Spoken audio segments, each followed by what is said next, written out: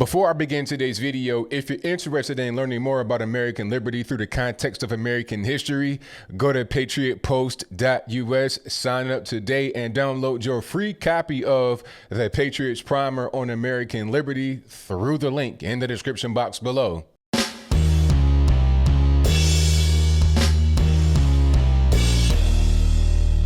How's everybody doing? My name is Anthony Brian Logan, and today we got to talk a little bit more about the coronavirus, or as I call it now, the Wuhan virus.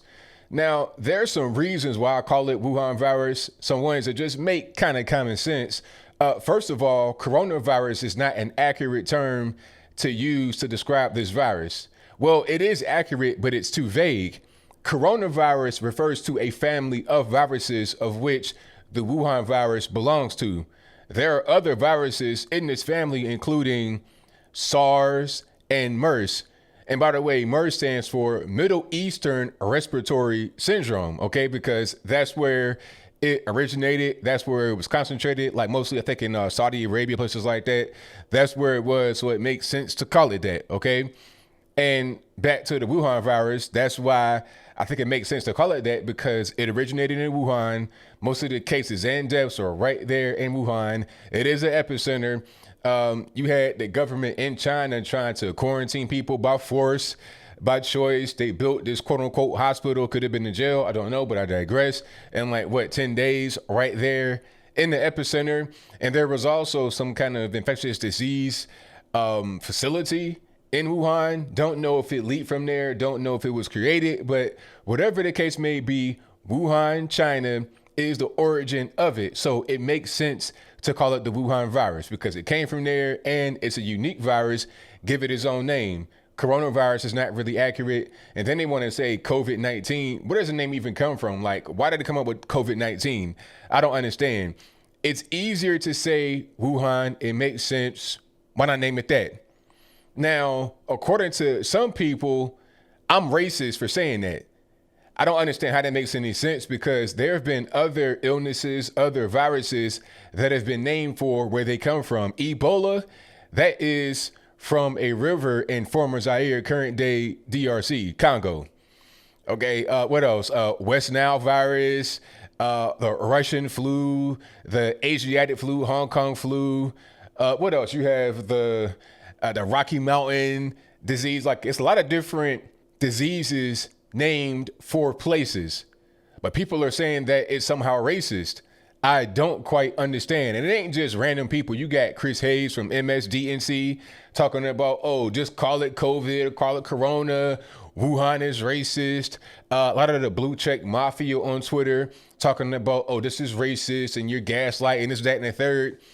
I don't understand where we are right now in society where we say that calling a virus Wuhan is racist. Matter of fact, it's so crazy that CNN itself didn't think that it was racist when it was first going on. And they explained it perfectly in the screenshot on the screen before you.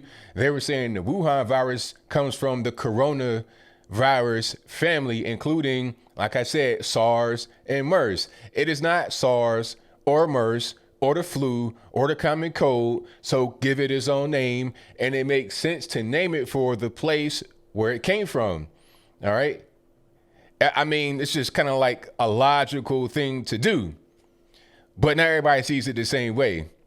It's funny because one of the guys, I think his name is David Gura, he came out and said that it was racist to call the Wuhan virus, but he himself tweeted about 2 or 3 years ago that this is the day that the Ebola virus got its name. He did not say anything about it being racist to name it the Ebola virus when it literally got its name from a river in former Zaire, current DRC Congo. So it's just kind of weird. But you know what? I think this whole thing is not even about just trying to say that the term Wuhan virus is racist.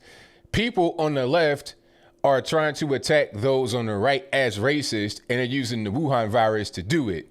And the reason why I say that is because apparently somebody went to CPAC with Wuhan and certain people had been exposed to it. A House Rep from Arizona, Paul Gosar, a conservative, big time Trump supporter as well, he apparently said that his team and himself are under quarantine due to possibly being exposed to Wuhan at CPAC. Now, when he said Wuhan in the tweet, people immediately attacked him. They did not attack CNN for using the term Wuhan. They did not attack anyone else for using a term or a name for a virus that comes from the place where it comes from, like Ebola in Africa, West Nile, Africa, Russian flu, Hong Kong flu, Asian flu. Nobody said anything about that. Lyme disease actually comes from Lyme, Connecticut. It's actual place. It ain't just a color or a fruit. It's actual place, Lyme disease. Nobody attacked anybody as being racist for using those names of the diseases or disorders or whatever. But when it comes to Wuhan virus, all of a sudden now you want to attack. It's a pretty cheap tactic to try and use against people. It's the same thing as those that are trying to blame Trump for the virus. How is Trump to blame for the virus when it started over in China? And they didn't tell anybody for like a week or two that the whole thing was going on.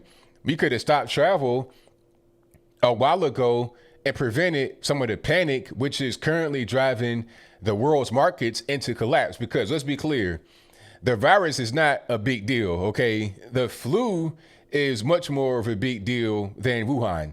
That's a reality. That's a fact. I think there's been 8 to 12,000 deaths so far in the U.S. from the flu, and that's not even a lot.